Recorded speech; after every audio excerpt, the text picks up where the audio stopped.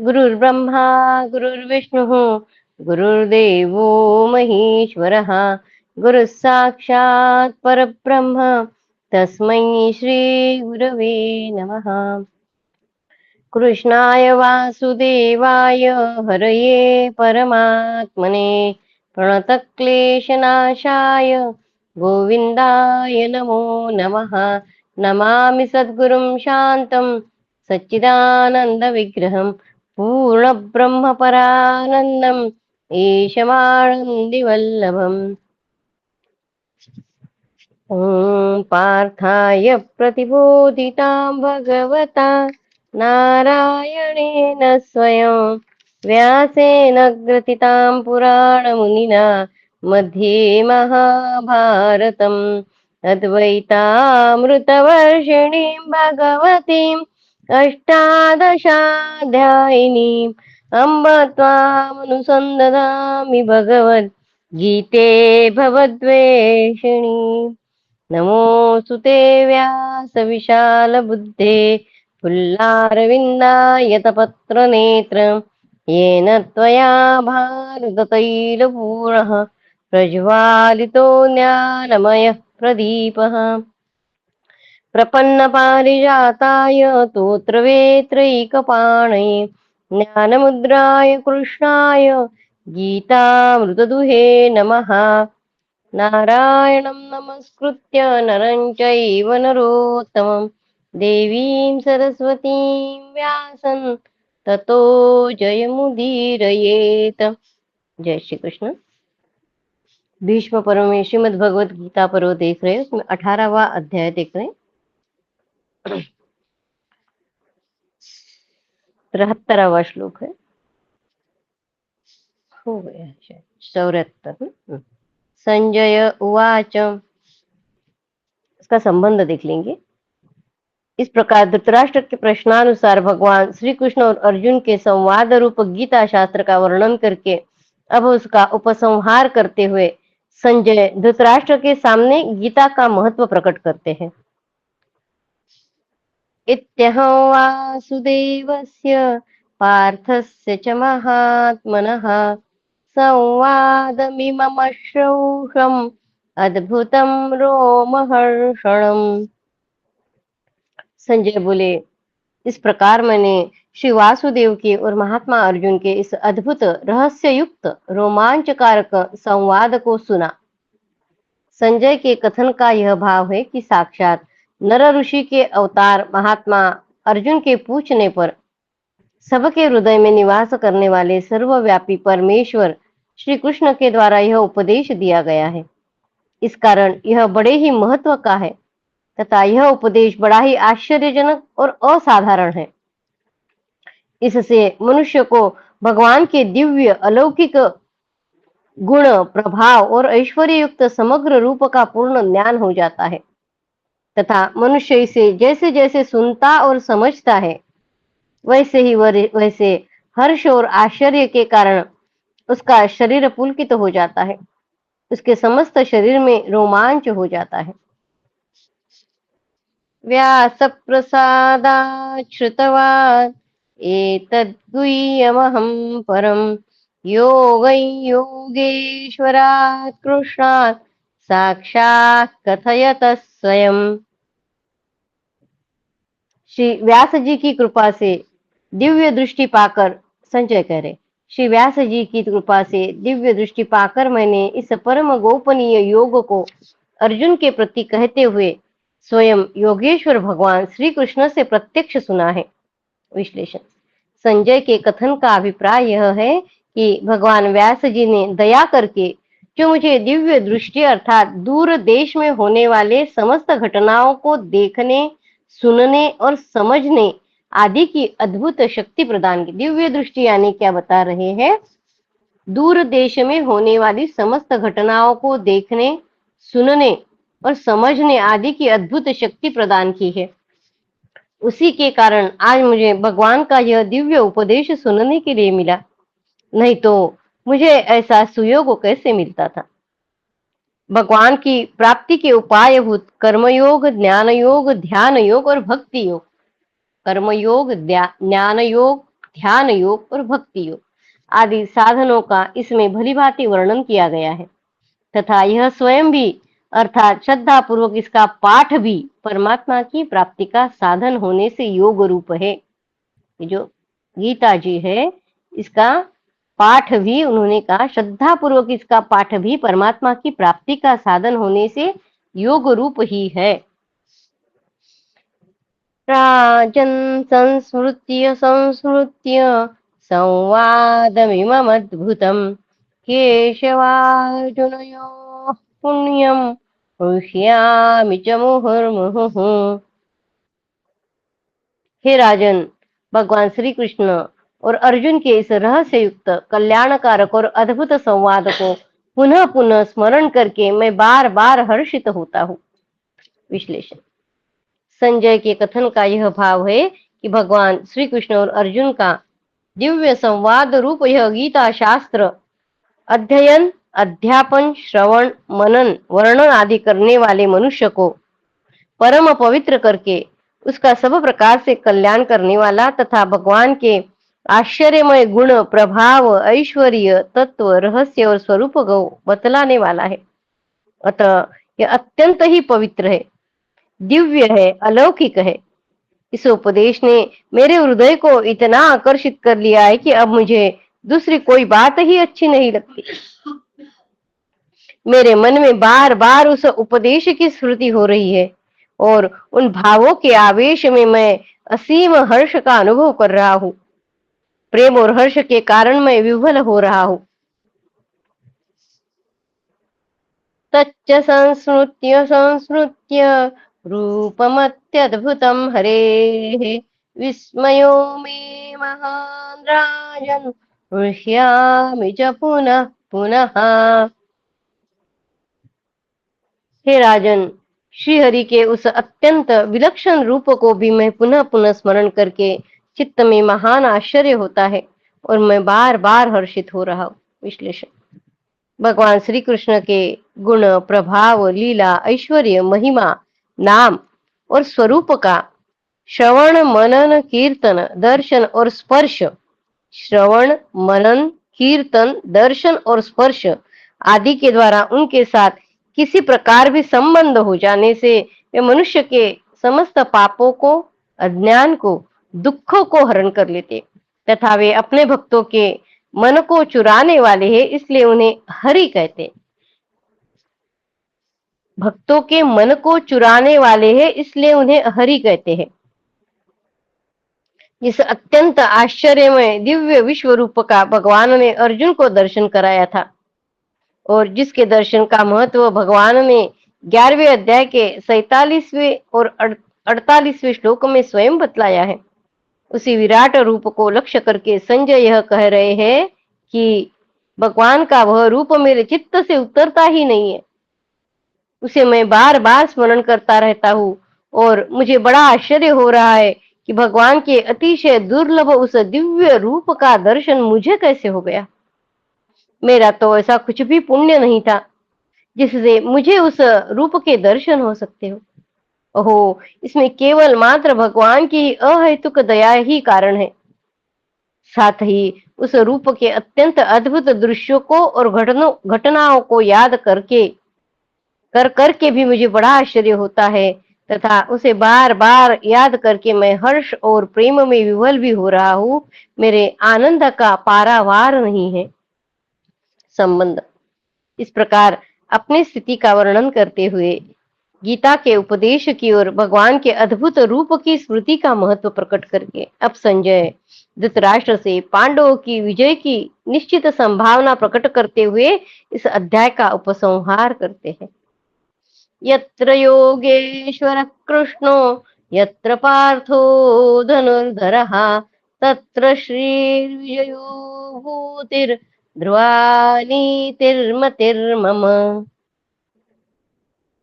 हे राजन, जहाँ योगेश्वर श्री कृष्ण है और जहाँ गांडीव धनुषधारी अर्जुन है, वहीं पर श्री, विजय, विभूति और अचल नीति है, ऐसा मेरा मत है। विश्लेषण।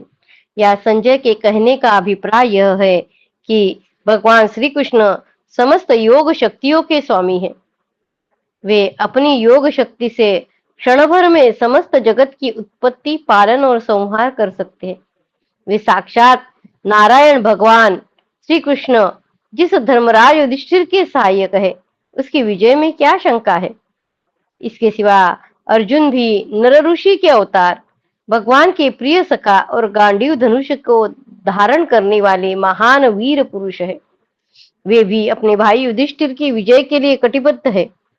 अतः आज उस युधिष्ठिर की बराबरी दूसरा कौन कर सकता है, क्योंकि जहां सूर्य रहता है, प्रकाश उसी के साथ रहता है। उसी प्रकार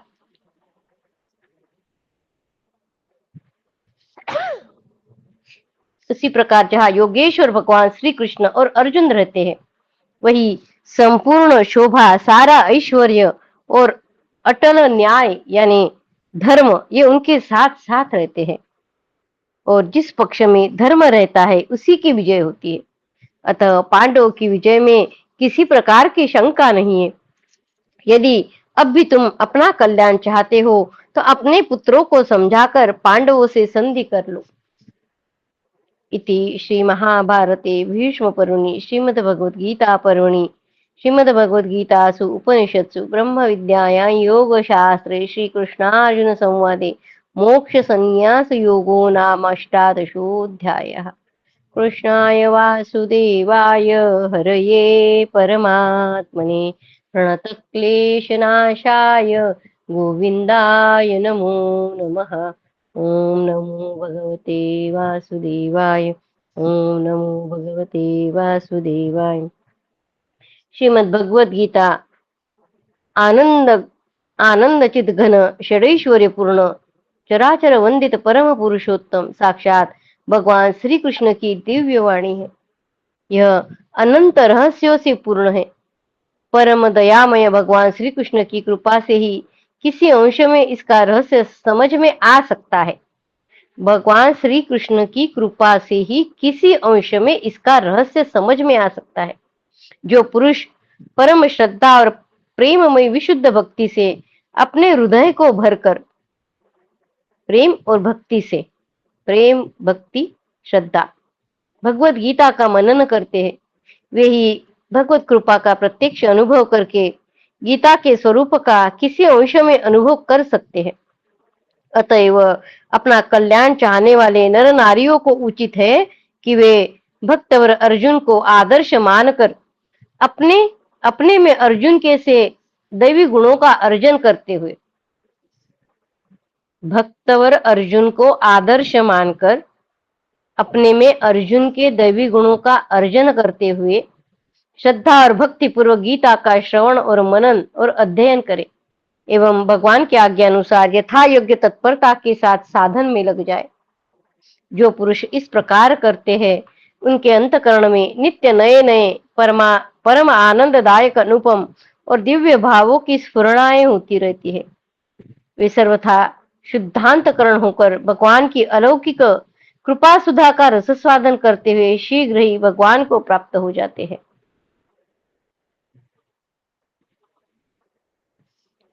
कृष्णाय वासुदेवाय हरये परमात्मने प्रणतक्लेशनाशाय गोविन्दाय नमो नमः। ओम नमो भगवते वासुदेवाय। ओम नमो भगवते वासुदेवाय। अथ त्रिचत्वारिंशोऽध्यायः। गीता महात्म्य तथा युधिष्ठिर का भीष्म, द्रोण, कृप और शल्य से अनुमति लेकर युद्ध के लिए तैयार होना। वैशंपायन जी कहते हैं, जन्मेजय, अन्य बहुत से शास्त्रों का संग्रह करने की क्या आवश्यकता है। गीता का ही अच्छी तरह से गान यानी श्रवण, कीर्तन, पठन, पाठन, मनन और धारण करना चाहिए, क्योंकि वह स्वयं पद्मनाभ भगवान के साक्षात मुख कमल से निकली हुई है। गीता सर्वशास्त्रमयी है। गीता में सब शास्त्रों के सार तत्व का समावेश है। भगवान श्री हरि सर्व देवमय है, गंगा सर्व तीर्थमयी है और मनु सर्व वेदमय है। गीता, गंगा, गायत्री और गोविंद। गीता, गंगा, गायत्री और गोविंद, इन गकार युक्त 4 नामों को हृदय में धारण कर लेने पर मनुष्य को फिर इस संसार में जन्म नहीं लेना पड़ता। गीता, गंगा, गायत्री और गोविंद, इन 4 गकार युक्त 4 नामों को हृदय में धारण कर लेने से मनुष्य को फिर इस संसार में जन्म नहीं होता। गीता, गंगा, गायत्री, गोविंद।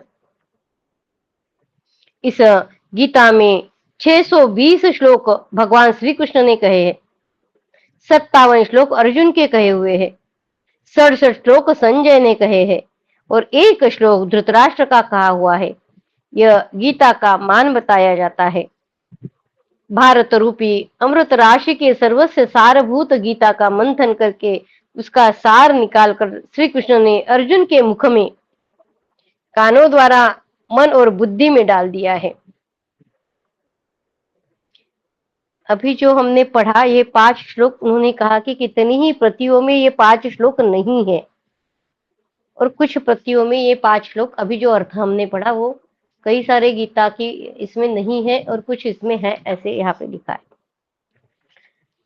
संजय कहते हैं, राजन, तदनंतर अर्जुन को गांडीव धनुष और बाण धारण किए देख पांडव महारथियों सोम को तथा उनके अनुगामी सैनिकों ने पुनः बड़े जोर से सिंहनाद किया। साथ ही उन सभी वीरों ने प्रसन्नता पूर्वक समुद्र से प्रकट होने वाले शंख को बजाया। तदनंतर भेरी, पेशी, क्रकच और नरसिंह आदि बाजे सहसा बज उठे। इससे वहां महान शब्द गूंजने लगा। उस समय देवता, गंधर्व, पीतर, सिद्ध, चारण तथा महाभाग महर्षिगण देवराज इंद्र को आगे करके उस भीषण मारकाट को देखने के लिए एक साथ वहां आ गए। राजन, तदनंतर वीर राजा युधिष्ठिर ने समुद्र के समान उन दोनों सेनाओं को युद्ध के लिए उपस्थित और चंचल हुई देख कवच खोलकर अपने उत्तम आयुधों को नीचे डाल दिया। युधिष्ठिर ने और रथ से शीघ्र उतरकर वे पैदल ही हाथ जोड़े पितामह भीष्म को लक्ष्य करके चल दिए।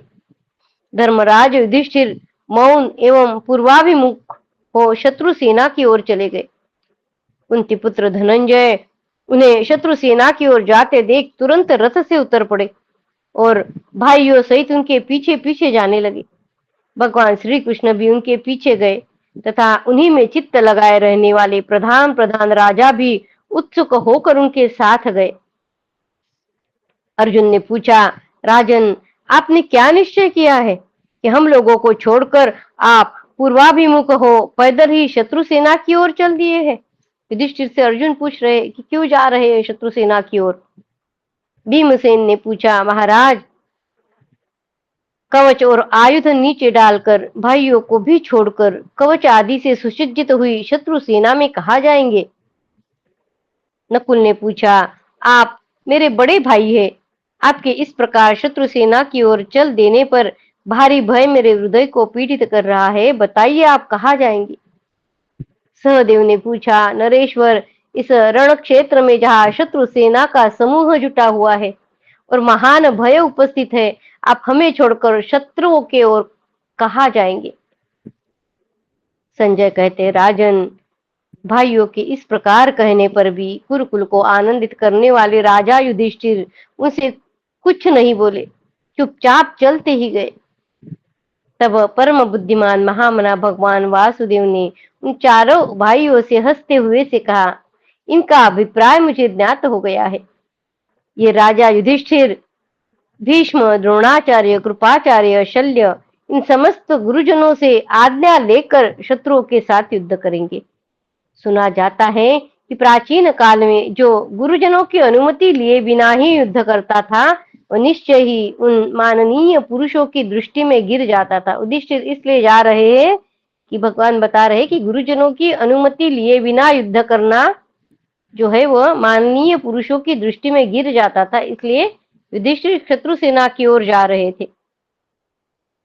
जो शास्त्र की आज्ञा के अनुसार माननीय पुरुषों से आज्ञा लेकर युद्ध करता है उसकी उस युद्ध में अवश्य विजय होती है, ऐसा मेरा विश्वास है। भगवान कह रहे, जो शास्त्र की आज्ञा के अनुसार माननीय पुरुषों से आज्ञा लेकर युद्ध करता है, उसकी उस युद्ध में अवश्य विजय होती है, ऐसा मेरा विश्वास है।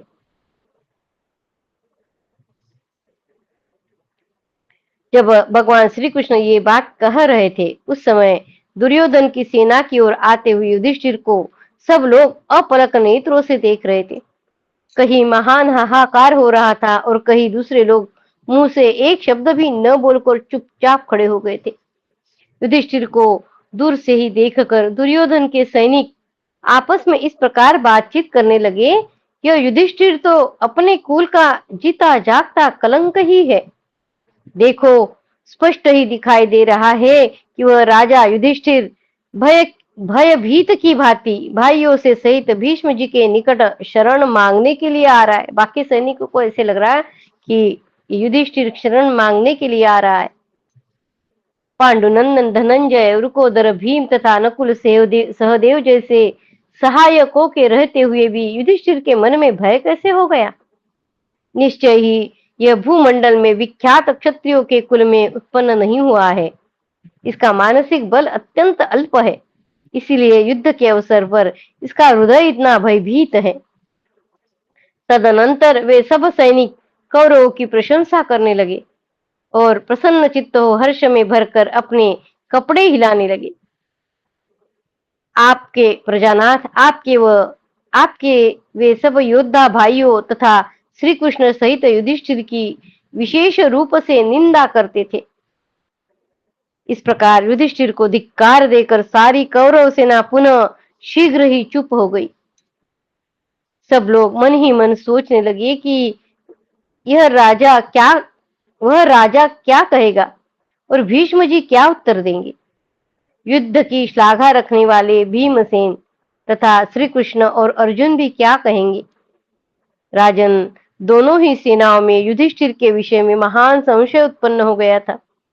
सब सोचते थे कि राजा युधिष्ठिर क्या कहना चाहते हैं।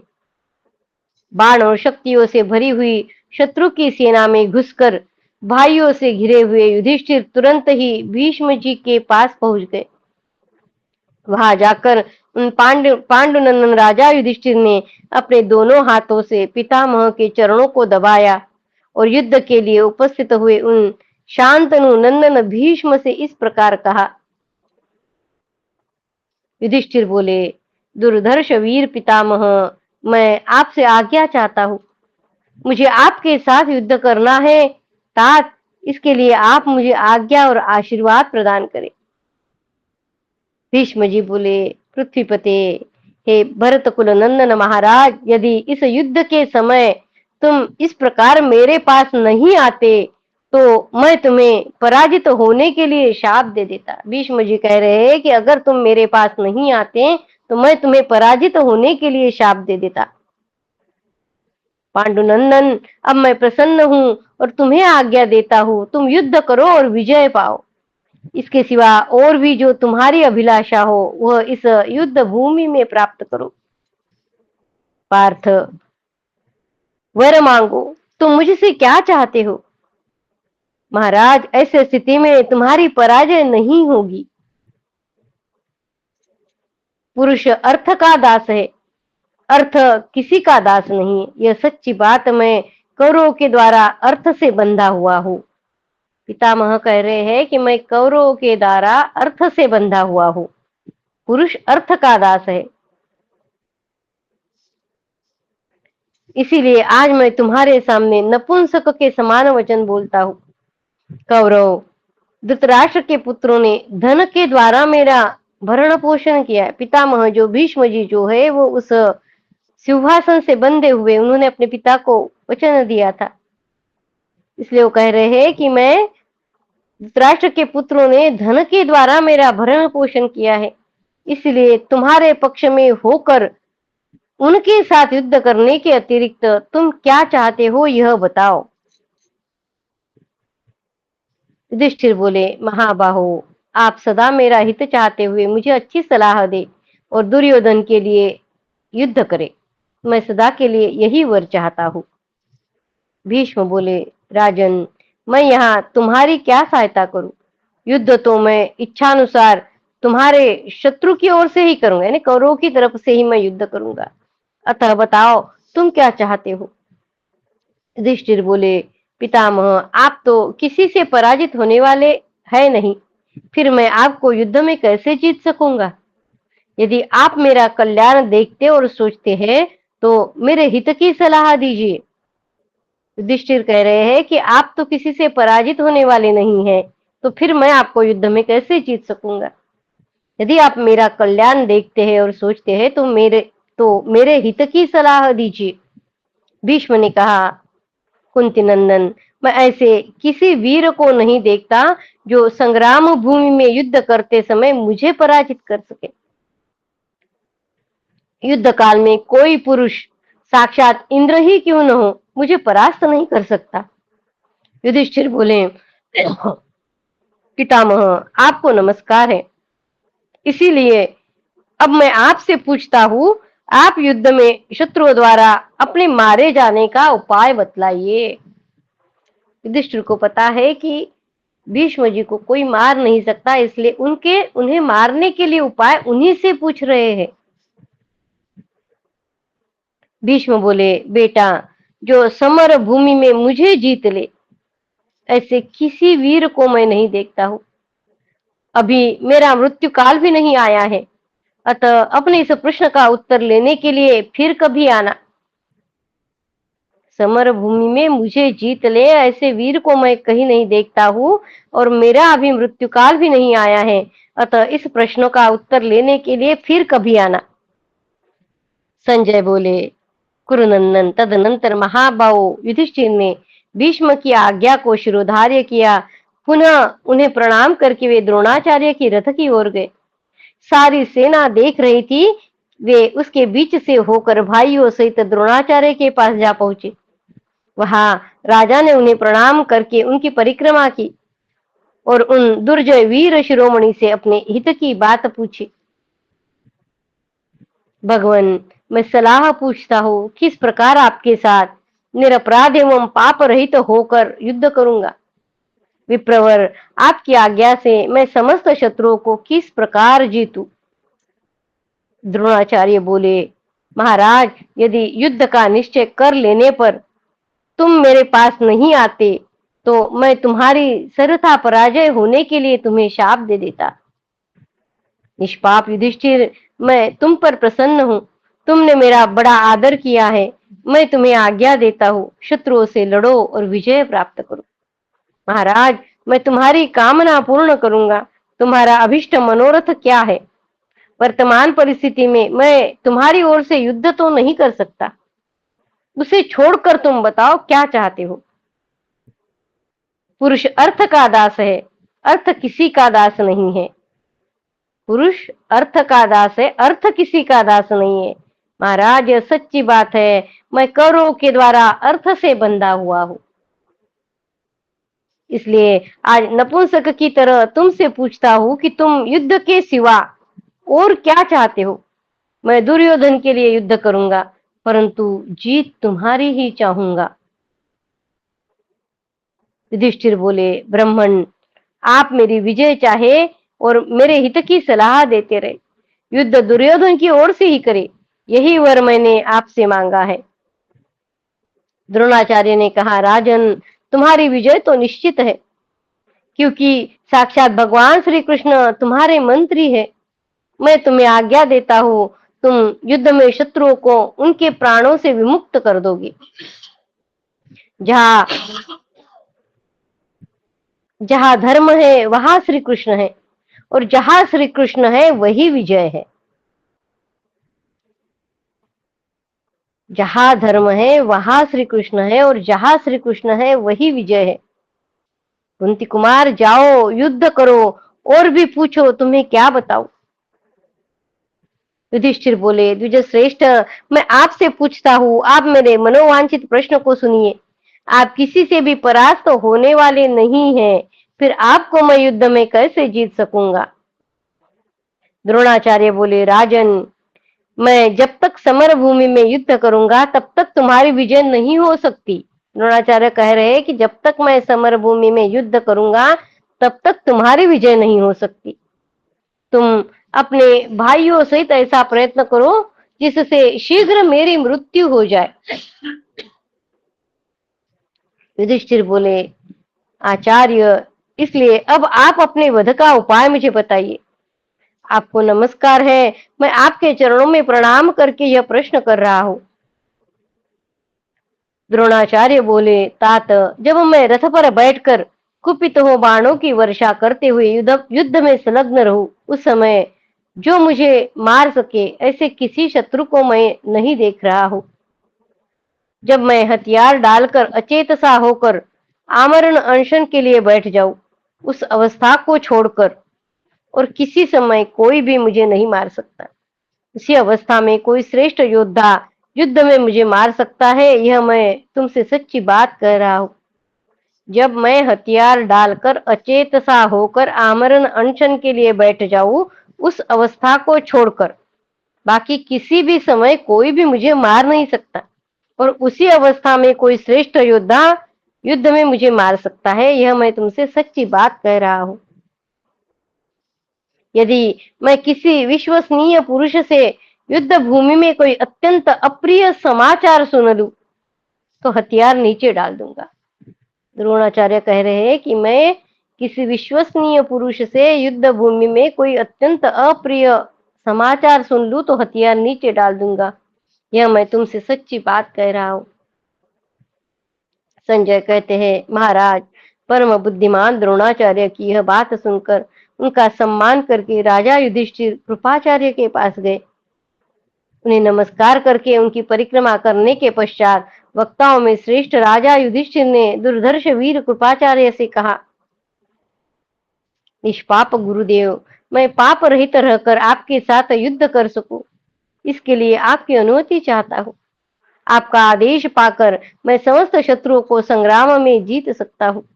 कृपाचार्य बोले, महाराज, यदि युद्ध का निश्चय कर लेने पर तुम मेरे पास नहीं आते तो मैं तुम्हारी सर्वथा पराजय होने के लिए तुम्हें शाप दे देता। पुरुष अर्थ का दास है कि अर्थ किसी का दास नहीं है, यह सच्ची बात है। मैं कौरवों के द्वारा अर्थ से बंधा हुआ हूं। मैं निश्चय कर चुका हूं कि मुझे उन्हीं के लिए युद्ध करना है।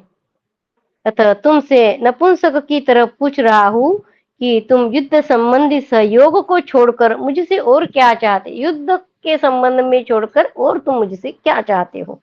तीनों ने वही प्रश्न पूछा है। तीनों ने वही बताया कि हम अर्थ के कारण कौरवों से बंधे हुए हैं और इसीलिए उनकी तरफ से युद्ध कर रहे हैं। युधिष्ठिर बोले, आचार्य, इसलिए अब मैं आपसे पूछता हूँ, आप मेरी बात सुनिए। इतना कहकर राजा युधिष्ठिर व्यथित और अचेत से होकर उनसे कुछ भी बोल न सके। संजय कहते हैं, पृथ्वीपते, कृपाचार्य यह समझ गए युधिष्ठिर क्या कहना चाहते हैं। अतः उन्होंने उनसे इस प्रकार कहा, राजन, मैं अवध्य हूँ। कृपाचार्य अवध्य है, उनका वध नहीं हो सकता।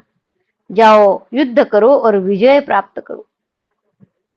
नरेश्वर, तुम्हारे इस आगमन से मुझे बड़ी प्रसन्नता हुई है, अतः सदा उठकर मैं तुम्हारी विजय के लिए शुभ कामना करूंगा। यह तुमसे सच्ची बात कहता हूँ। महाराज, कृपाचार्य की यह बात सुनकर राजा युधिष्ठिर उनकी अनुमति ले जहां मद्रराज शल्य थे उस ओर चले गए। दुर्जर वीर शल्य को प्रणाम करके उनकी परिक्रमा करने के पश्चात राजा युधिष्ठिर ने उनसे अपने हित की बात कही। मैं पाप रहित एवं निरपराध रहकर आपके साथ युद्ध करूंगा, इसके लिए आपकी अनुमति चाहता हूँ। राजन, आपकी आज्ञा पाकर मैं समस्त शत्रुओं को युद्ध में परास्त कर सकता हूँ। शल्य बोले, महाराज, यदि युद्ध का निश्चय कर लेने पर तुम मेरे पास नहीं आते तो मैं युद्ध में तुम्हारे पराजय के लिए तुम्हें शाप दे देता था। अब मैं बहुत संतुष्ट हूँ। तुमने मेरा बड़ा सम्मान किया है। तुम जो चाहते हो वह पूर्ण हो। मैं तुम्हें आज्ञा देता हूँ, तुम युद्ध करो और विजय प्राप्त करो। वीर, तुम कुछ और बताओ, किस प्रकार तुम्हारा मनोरथ सिद्ध होगा, मैं तुम्हें क्या दूं। महाराज, इस परिस्थिति में युद्ध विषयक सहयोग छोड़कर तुम मुझसे और क्या चाहते हो। पुरुष अर्थ का दास है, अर्थ किसी का दास नहीं है। महाराज, यह सच्ची बात है। करो के द्वारा मैं अर्थ से बंधा हुआ हूँ। इसीलिए मैं तुमसे नपुंसक की भांति कह रहा हूँ, बताओ तुम युद्ध विषयक सहयोग के सिवा और क्या चाहते हो? मेरे भांजे, मैं तुम्हारा अभिष्ट अभिष्ट मनोरथ पूर्ण करूंगा। नकुल और सहदेव के मामा है शल्य, माद्री के भाई है। युधिष्ठिर बोले, महाराज, मैं आपसे यही वर मांगता हूँ कि आप प्रतिदिन उत्तम हित की सलाह मुझे देते रहे, अपने इच्छानुसार युद्ध दूसरे के लिए करें। मेरे हित की सलाह मुझे देते रहे और युद्ध दूसरे के लिए करें। शल्य बोला, अनुपश्रेष्ठ, बताओ इस विषय में तुम्हारी क्या सहायता करूं? करो के द्वारा मैं अर्थ से बंधा हुआ हूँ, अतः अपने इच्छानुसार युद्ध तो मैं तुम्हारे विपक्ष की ओर से ही करूंगा। युधिष्ठिर बोले, मामा जी, जब युद्ध के लिए उद्योग चल रहा था, उन दिनों आपने मुझे जो वर दिया था वही वर आज भी मेरे लिए आवश्यक है। वर क्या था? एक बार पहले बताया था, सूत पुत्र का अर्जुन के साथ युद्ध हो। कर्ण का जब अर्जुन के साथ युद्ध होगा उस समय की बात, सूत पुत्र का अर्जुन के साथ जब युद्ध हो उस समय आपको उसका उत्साह नष्ट करना चाहिए। मामा जी, मेरा यह दृढ़ विश्वास है कि उस युद्ध में दुर्योधन आप जैसे शूरवीर को सुतपुत्र के सारथी का कार्य करने के लिए अवश्य नियुक्त करेगा।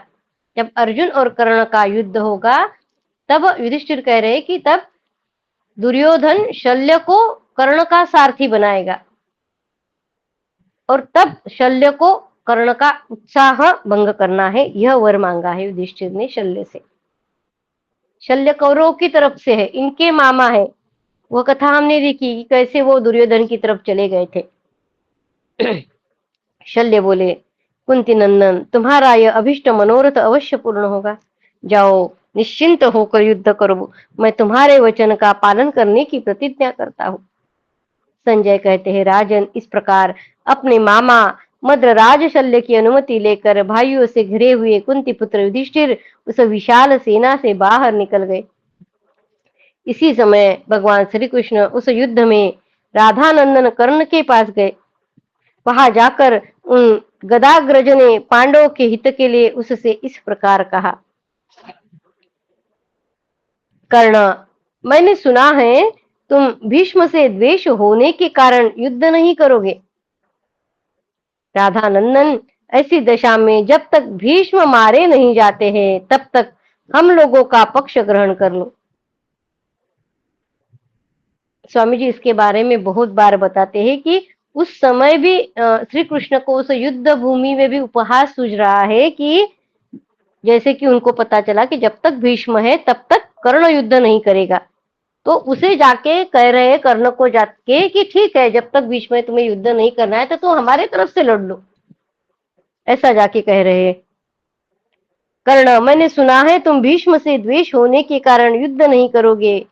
ऐसी दशा में जब तक भीष्म मारे नहीं जाते तब तक हम लोगों का पक्ष ग्रहण कर लो।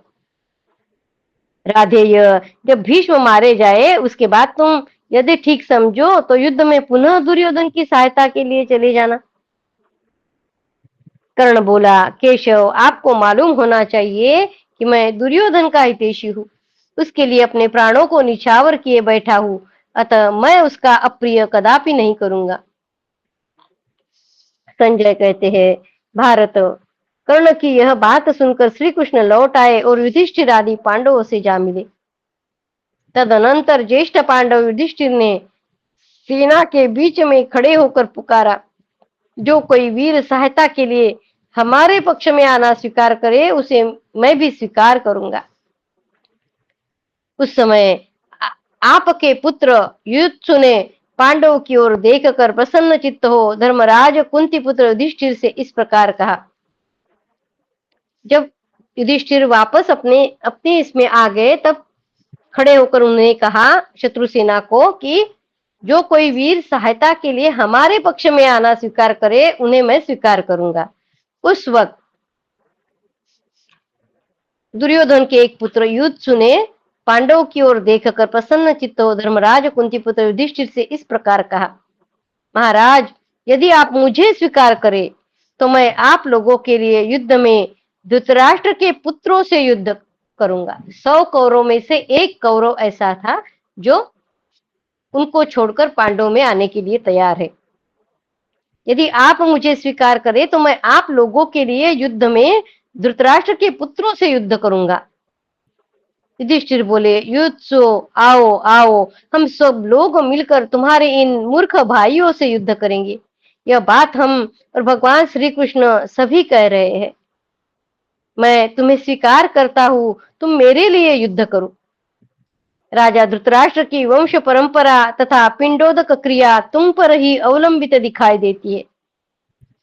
युधिष्ठिर इसलिए कह रहे हैं कि धृतराष्ट्र की जो वंश परंपरा या पिंड दान करना, क्योंकि सब तो मारे ही जाएंगे, ये विश्वास है युधिष्ठिर को, तो फिर इनका क्रियाकर्म करने वाला कोई तो भी तो चाहिए, इसलिए सारे कौरव तो मारे जाएंगे। अगर एक कौरव पांडव की पक्ष में आ जाएगा तो कम से कम वो तो बचा रहेगा और वो वह क्रिया करेगा। राजा धृतराष्ट्र की वंश परंपरा तथा पिंडोदक क्रिया तुम पर ही अवलंबित दिखाई देती है। महातेजस्वी राजकुमार, हम तुम्हें अपनाते हैं, तुम भी हमें स्वीकार करो। अत्यंत क्रोधी दुर्बुद्धि दुर्योधन अब इस संसार में जीवित नहीं रहेगा। संजय कहते हैं, राजन, तदनंतर युयुत्सु युधिष्ठिर की बात को सच मानकर आपके सभी पुत्रों को त्याग कर डंका पीटता हुआ पांडवों की सेना में चला गया। युयुत्सु जो धृतराष्ट्र का पुत्र था, 100 कौरवों में से एक था, वह पांडवों की सेना में चला गया। वह दुर्योधन के पाप कर्म की निंदा करता हुआ युद्ध का निश्चय करके पांडवों के साथ उन्हीं की सेना में रहने लगा। तदनंतर राजा युधिष्ठिर ने भाइयों से अत्यंत प्रसन्न हो सोने का बना हुआ चमकीला कवच धारण किया। फिर सभी श्रेष्ठ पुरुष अपने अपने रथ पर आरूढ़ हुए। उसके बाद उन्होंने पुनः शत्रुओं के मुकाबले में पहले की भांति ही अपनी सेना की व्यूह रचना की। उन श्रेष्ठ पुरुषों ने सैकड़ों दुंदुभिया और नगारे बजाए तथा अनेक प्रकार से सिंह गर्जनाएं की। पुरुष सिंह पांडवों को पुनः रथ पर बैठे देख धृष्टद्युम्न आदि राजा बड़े प्रसन्न हुए। माननीय पुरुषों का सम्मान करने वाले पांडवों के उस गौरव को देखकर सब भूपाल उनकी बड़ी प्रशंसा करने लगे। सब राजा महात्मा पांडवों के सौहार्द, कृपा भाव, समय योचित कर्तव्य के पालन तथा कुटुंबियों के प्रति परम दया भाव की चर्चा करने लगे। उस युद्ध भूमि में भी युधिष्ठिर को यह सूझा है, जब युद्ध करना है और सामने शत्रु पक्ष है, फिर भी उन्हें यह सोचा था कि मेरे गुरुजन है, मेरे पितामह है, उनको प्रणाम करना, उनका आशीर्वाद लेना, उनकी सलाह लेना मेरे लिए हितकारक है। युद्ध छोड़कर उनके शत्रु सेना में गए हैं युधिष्ठिर, सबको प्रणाम किया है, चारों को अपने हित की बातें पूछी है और आज्ञा मांगी है कि मैं तुमसे युद्ध करूं। ये युधिष्ठिर है। यशस्वी पांडवों के लिए सब ओर से उनकी स्तुति प्रशंसा से भरी हुई साधु साधु की बातें निकलती थी। उन्हें ऐसी पवित्र वाणी सुनने को मिलती थी जो मन और हृदय के हर्ष को बढ़ाने वाली थी। वहां जिन जिन म्लेच्छों और आर्यों ने पांडवों का यह बर्ताव देखा तथा सुना, ये सब गदगद कंठ होकर रोने लगे। तदनंतर हर्ष में भरे हुए सभी मनस्वी पुरुषों ने सैकड़ों और हजारों बड़ी बड़ी भेरी श्वेत शंखों को बजाया। इति श्री महाभारते भीष्म पर्वणि भीष्म वध पर्वणि भीष्मादि सम्मानने 43 कृष्णाय वासुदेवाय हरये परमात्मने प्रणतक्लेशनाशाय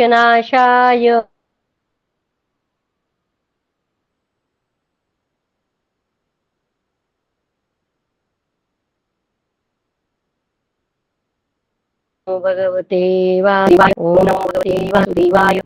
अथ 44 कौरव और पांडवों के प्रथम दिन के युद्ध का आरंभ। युद्ध शुरू हो रहा है। धृतराष्ट्र ने पूछा, संजय, इस प्रकार जब मेरे पुत्रों और पांडवों ने अपनी अपनी सेनाओं का व्यूह लगा लिया, तब वह उनमें से पहले किन्होंने प्रहार किया? कौरवों ने किया या पांडवों ने किया? संजय ने कहा, राजन, भाइयों सहित आपका पुत्र दुर्योधन भीष्म को आगे करके सेना सहित आगे बढ़ा। इसी प्रकार समस्त पांडव भी भीमसेन को आगे करके भीष्म से युद्ध करने की इच्छा रखकर प्रसन्न मन से आगे बढ़े।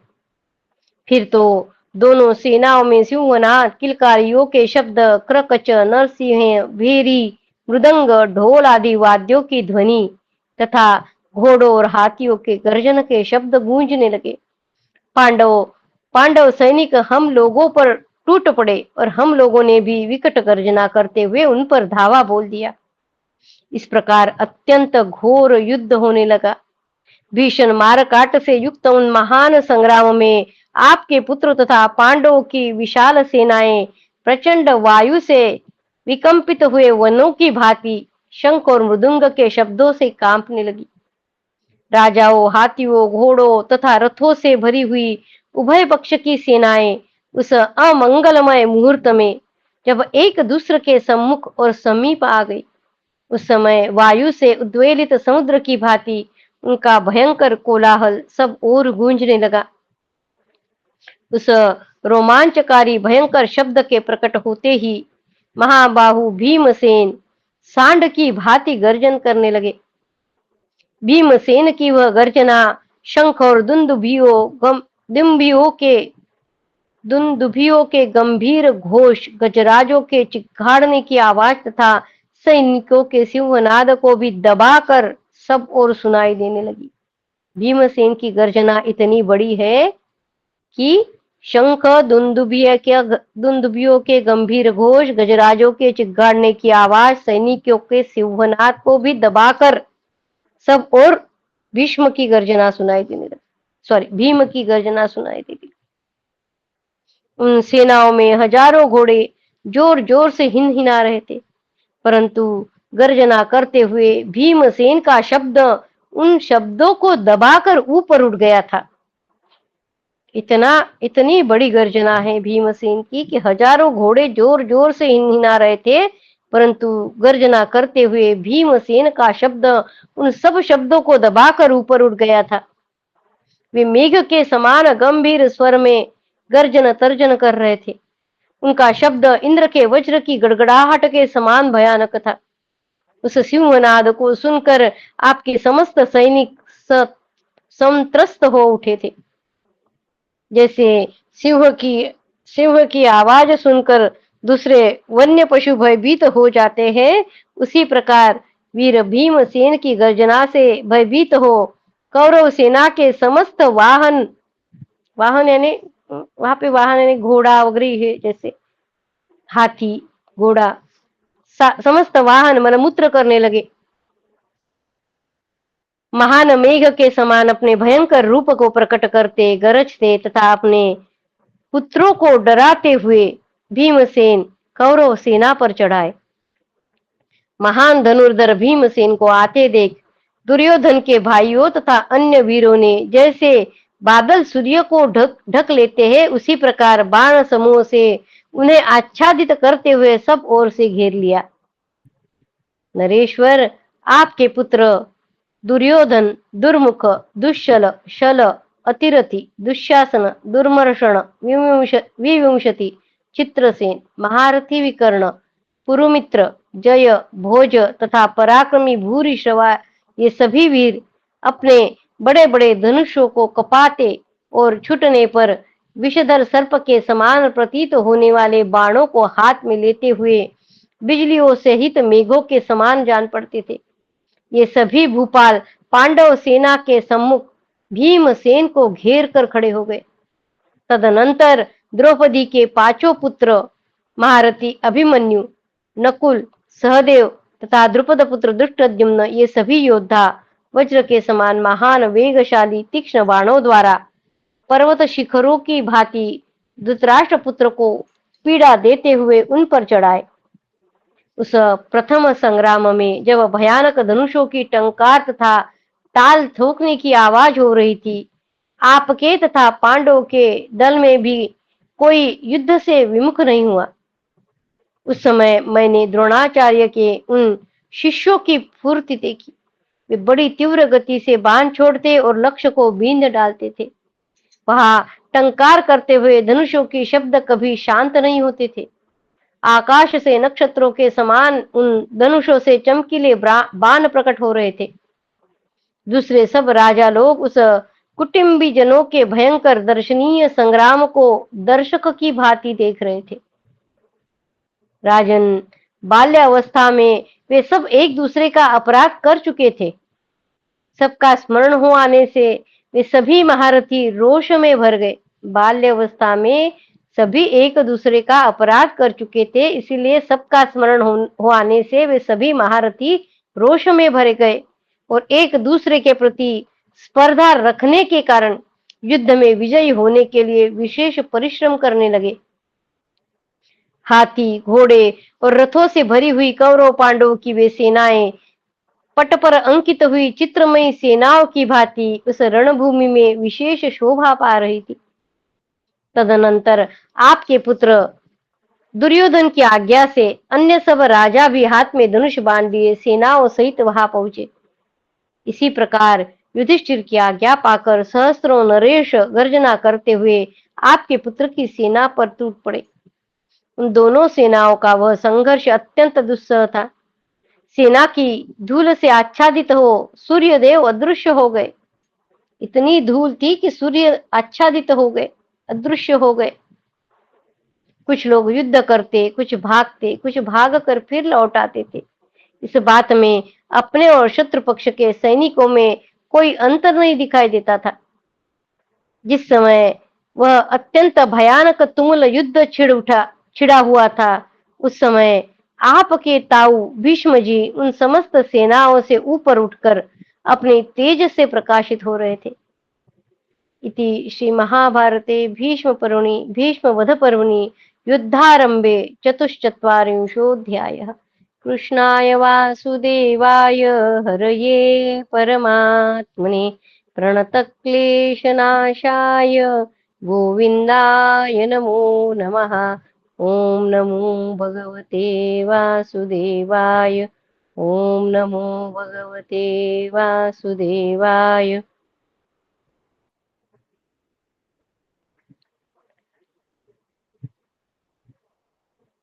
अथ पंचचत्वारिंशोऽध्यायः।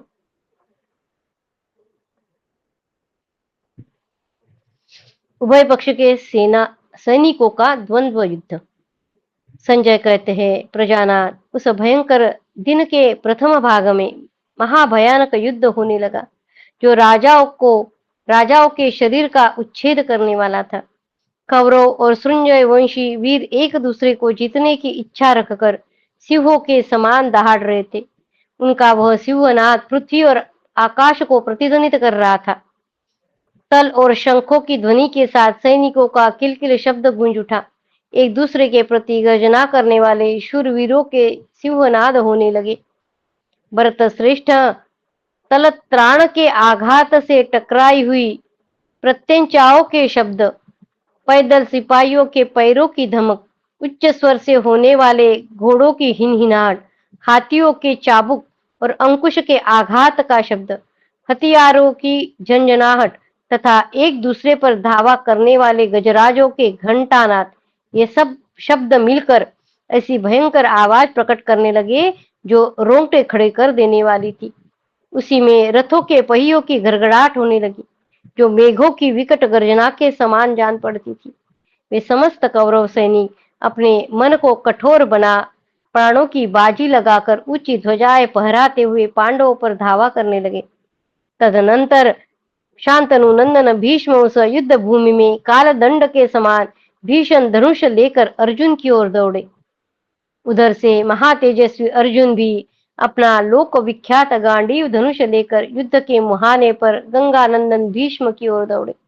वे दोनों कुरुकुल के सिंह थे और एक दूसरे को मार डालने की इच्छा रखते थे। बलवान भीष्म युद्ध में अर्जुन को घायल करके भी उन्हें विचलित न कर सके। राजन, उसी प्रकार पांडुनंदन अर्जुन भी भीष्म को युद्ध में हिला न सके। दूसरी ओर महाधनुर्धर सात्यकी ने कृतवर्मा पर धावा किया। उन दोनों में बड़ा भयंकर रोमांचकारी युद्ध हुआ। सात्यकी ने कृतवर्मा को और कृतवर्मा ने सात्यकी को भयंकर बाणों से घायल करते हुए एक दूसरे को बड़ी पीड़ा पहुंचाई।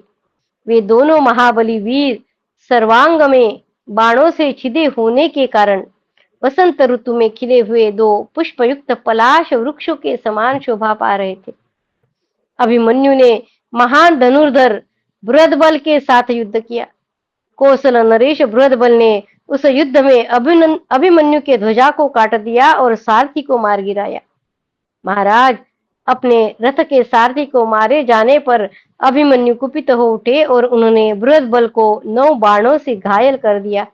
तत्पश्चात शत्रुमर्दन अभिमन्यु ने अन्य 2 तीखे बाणों से बृहदबल के ध्वजा को काट डाला। फिर एक बाण से उनके पृष्ठ रक्षक को और दूसरे से सारथी को मार डाला। फिर वे दोनों अत्यंत कुपित हो तीखे सहायकों द्वारा एक दूसरे को भेदने लगे। युद्ध में अभिमान प्रकट करने वाले घमंडी और पहले के वैरी आपके महारथी पुत्र दुर्योधन से भीमसेन युद्ध करने लगे। वे दोनों नरश्रेष्ठ महाबली वीर कुरुकुल के प्रधान व्यक्ति थे। उन्होंने समरांगण में एक दूसरे पर बाणों की वर्षा आरंभ कर दी। वे दोनों महामनस्वी, अस्त्र विद्या के विद्वान तथा विचित्र प्रकार से युद्ध करने वाले थे। उन्हें देखकर समस्त प्राणियों को बड़ा विस्मय हुआ। दुशासन ने आगे बढ़कर मर्म स्थानों को विदीर्ण करने वाले अपने बहुसंख्यक तीखे बाणों द्वारा महाबली नकुल को घायल कर दिया। अब तब माद्री कुमार नकुल ने भी हंसते हुए से तीखे बाण मारकर दुशासन के धनुष बाण और ध्वज को काट गिराया और 25 बाण मारकर उन्हें घायल कर दिया। इसके बाद आपके दुर्धर्ष पुत्र ने उस महायुद्ध में नकुल के घोड़ों को अपने सहायकों द्वारा काट डाला और ध्वजा को भी नीचे गिरा दिया। महाबली सहदेव उस महासमर में अपनी विजय के लिए बड़ा प्रयत्न कर रहे थे। उन्हें आपके पुत्र दुर्मुख ने धावा करके अपनी बाणों की वर्षा से घायल कर दिया। तब वीरवर सहदेव ने उस महायुद्ध में अत्यंत तीखे बाणों से दुर्मुख के सारथी को मार गिराया। वे दोनों युद्ध दुर्मद वीर समरांगण में एक दूसरे से टक्कर लेकर पूर्वकृत अपराधों का बदला लेने की इच्छा रखते हुए भयंकर बाणों द्वारा एक दूसरे को भयभीत करने लगे। स्वयं राजा युधिष्ठिर ने मद्रराज शल्य पर आक्रमण किया। मद्रराज ने युधिष्ठिर के धनुष के 2 टुकड़े कर दिए। तब कुंती पुत्र युधिष्ठिर ने उस कटे हुए धनुष को फेंक कर दूसरा वेग युक्त एवं प्रबलतर धनुष ले लिया और झुकी हुई गांठ वाले तीखे बाणों द्वारा मद्रराज शल्य को ढक दिया। फिर क्रोध में भरकर कहा, खड़े रहो, खड़े रहो। एक ओर से धृष्टद्युम्न ने द्रोणाचार्य पर आक्रमण किया। तब द्रोण ने अत्यंत क्रुद्ध होकर युद्ध में दूसरों को मारने के साधनभूत धृष्टद्युम्न के सुदृढ़ धनुष के 3 टुकड़े कर डाले। तदनंतर उस रण क्षेत्र में उन्होंने द्वितीय कालदंड के समान अत्यंत भयंकर बाण, द्वितीय इसलिए कहा क्योंकि प्रथम भीष्म जी है, कालदंड के समान अत्यंत भयंकर बाण चलाया। वह बाण धृष्टद्युम्न के शरीर में धंस गया।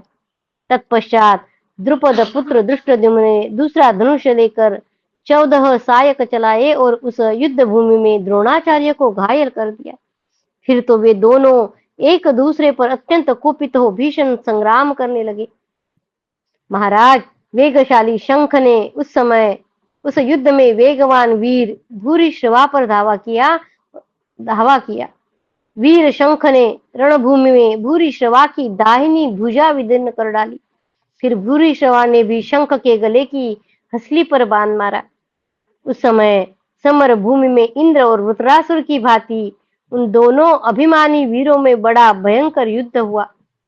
रण क्षेत्र में कुपित हुए बाल्हिक पर अपरिमित आत्मबल से संपन्न महारथी दृष्टकेतु ने क्रोधपूर्वक आक्रमण किया।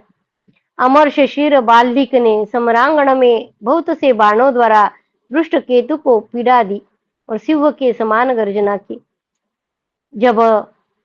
तब चेदिराज दृष्टकेतु ने अत्यंत क्रुद्ध होकर जैसे मतवाला हाथी किसी मदोन्मत्त गजराज पर हमला करता है, उसी प्रकार तुरंत ही 9 बाण मार के उसे युद्ध भूमि में बाल्हिक को क्षत विक्षत कर दिया। उस रणभूमि में वे दोनों वीर परस्पर कुपित हो रोष में भरे हुए मंगल और बुध की भांति बारंबार गरजते हुए युद्ध कर रहे थे। जैसे इंद्र ने युद्ध में बल नामक दैत्य पर चढ़ाई की थी, उसी प्रकार क्रूर कर्मा घटोत्कच ने भयंकर कर्म करने वाले अलम्बुश नामक राक्षस पर आक्रमण किया। क्रोध में भरे हुए घटोत्कच ने 90 तीखे बाणों द्वारा उस महाबली राक्षस अलम्बुश को विदीर्ण कर दिया। तब अलम्बुश ने भी महाबली भीमसेन पुत्र घटोत्कच को झुकी हुई गांठों वाले बाणों द्वारा समरांगण में बहुत प्रकार से घायल कर दिया। जैसे देवासुर संग्राम में महाबली बलासुर और इंद्र घायल हो गए थे, उसी प्रकार इस युद्ध में एक दूसरे के बाणों से क्षत विक्षत हो अलम्बुश और घटोत्कच अद्भुत शोभा धारण कर रहे थे। राजन, बलवान शिखंडी ने रण क्षेत्र में द्रोणपुत्र अश्वत्थामा पर दावा बोला। तब अश्वत्थामा ने कुपित हो एक तीखे नाराज के द्वारा निकट आए हुए शिखंडी को अत्यंत घायल करके कंपित कर दिया। तब शिखंडी ने भी पीले रंग के तेज धार वाले तीखे सायक से द्रोणपुत्र अश्वत्थामा को गहरी चोट पहुंचाई। तदनंतर वे दोनों अनेक प्रकार के बाणों द्वारा एक दूसरे पर प्रहार करने लगे। संग्राम शूर भगदत्त पर सेनापति विराट ने बड़ी उतावली के साथ आक्रमण किया। फिर तो उन दोनों से युद्ध होने लगा। विराट ने अत्यंत कुपित होकर भगदत्त पर अपनी बाणों की वर्षा आरंभ कर दी, मानो मेघ पर्वत पर जल की बूंदे बरसा रहा हो। तब जैसे बादल उगे हुए सूर्य को ढक लेता है, उसी प्रकार भगदत्त ने समर भूमि में बाणों की वर्षा द्वारा पृथ्वीपति विराट को आच्छादित कर दिया। कैकेयी बृहत क्षत्र पर शरद्वान के पुत्र कृपाचार्य ने आक्रमण किया और अपनी बाणों की वर्षा द्वारा उन्हें ढक दिया।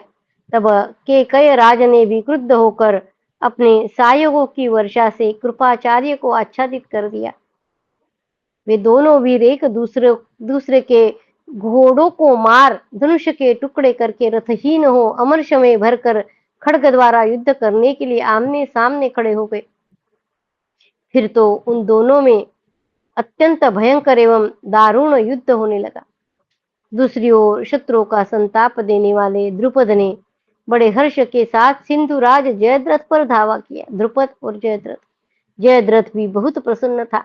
तत्पश्चात सिंधुराज जयद्रथ ने समरांगण में 3 बाणों द्वारा द्रुपद को गहरी चोट पहुंचाई।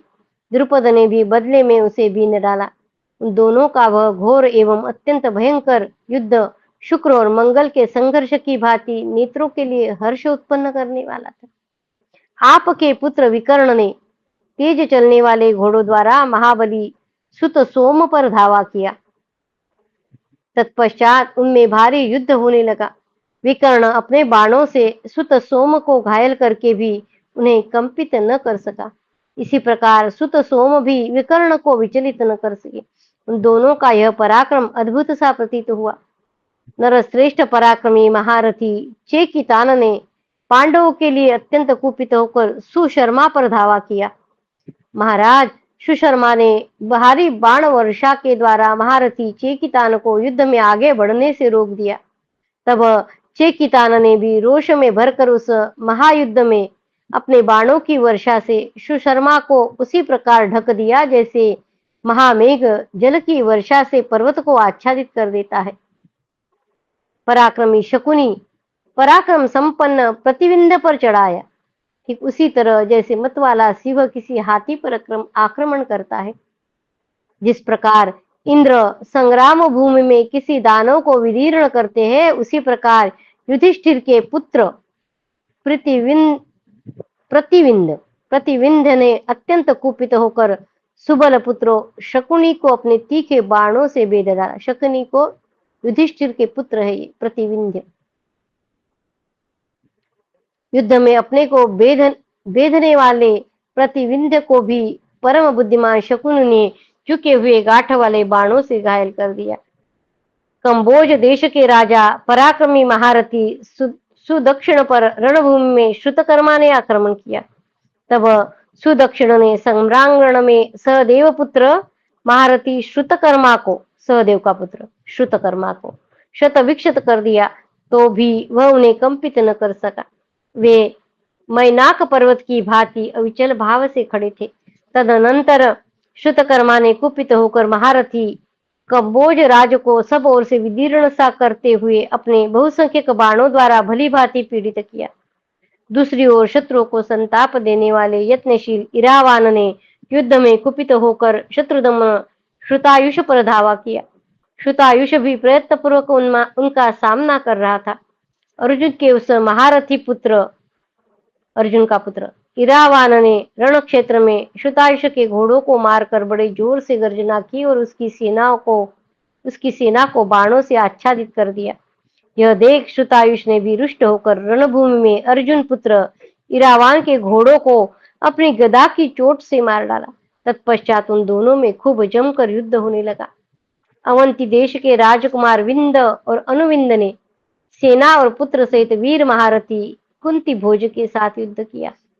वहां मैंने उन दोनों को अद्भुत और भयंकर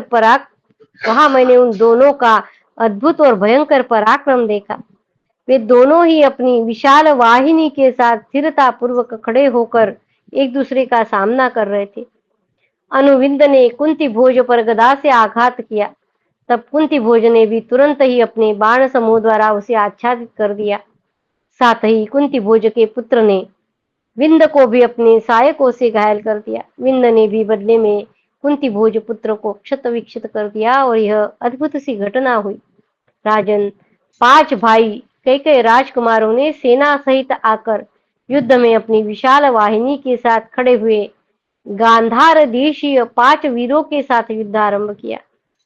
आपके पुत्र वीरबाहु ने विराट के पुत्र श्रेष्ठ रथी उत्तर के साथ युद्ध किया और उसे तीखे बाणों द्वारा घायल कर दिया। उत्तर ने भी वीरबाहु को अपने तीक्ष्ण सहायकों का लक्ष्य बनाकर भेद डाला। चेदिराज ने समरांगण में उलूक पर धावा किया और उसे अपने बाणों की वर्षा से बींध डाला।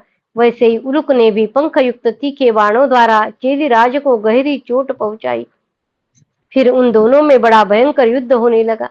किसी से पराजित न होने वाले वे दोनों वीर अत्यंत कुपित होकर एक दूसरे को विदीर्ण किए देते थे।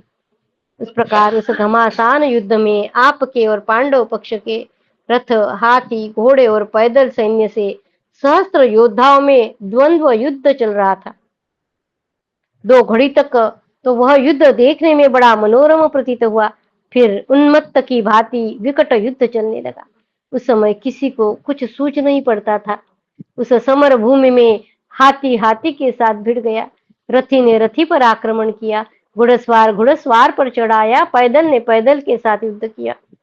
कुछ ही देर में उस रण क्षेत्र के भीतर शूरवीर सैनिकों का एक दूसरे से भिड़कर अत्यंत दुर्धर्ष एवं घमासान युद्ध होने लगा। वहां आए हुए देवर्षियों, सिद्धों तथा चारणों ने भूतल पर होने वाले उस युद्ध को देवासुर संग्राम के समान देखा।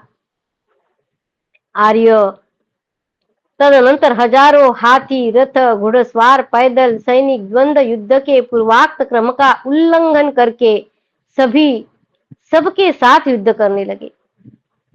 जहां जहां दृष्टि जाती वही रथ, हाथी, घुड़सवार और पैदल सैनिक बारंबार युद्ध करते दिखाई देते थे। इति श्री महाभारते भीष्म पर्वणि भीष्मवध पर्वणि द्वंद्व युद्धे पंचचत्वारिंशोऽध्यायः। कृष्णाय वासुदेवाय हरये परमात्मने प्रणतक्लेशनाशाय गोविन्दाय नमो नमः। ओम नमो भगवते वासुदेवाय। ओम नमो भगवते वासुदेवाय। भव भवे यथा भक्तिः पादयोस्तव जायते तथा कुरुष्व देवेश नाथस्त्वं नो यतः प्रभो। नाम संकीर्तनं यस्य सर्वपापप्रणाशनं प्रणामो दुःखशमनं तं नमामि हरिं परं। तं नमामि हरिं परं। त्वदीयं वस्तु गोविन्द तुभ्यमेव समर्पये। तेन तदङ्घ्रिकमले रतिं मे यच्छ शाश्वती। ॐ पूर्णमद पूर्णमिदं पूर्णात् पूर्णमुदच्यते पूर्णस्य पूर्णमादाय पूर्णमेवावशिष्यते। ओम शांति शांति शांति। हरि ओम तत्सत्। श्री कृष्णार्पणमस्तु। श्री गुरुभ्यो नमः। धन्यवाद। जय श्री कृष्ण। जय जय श्री श्री कृष्ण कृष्ण ताई, अनिता। बहुत बहुत धन्यवाद, सभी को प्रणाम। जय श्री राम। जय श्री कृष्ण। जय श्री कृष्ण। जय श्री कृष्ण। जय श्री कृष्ण।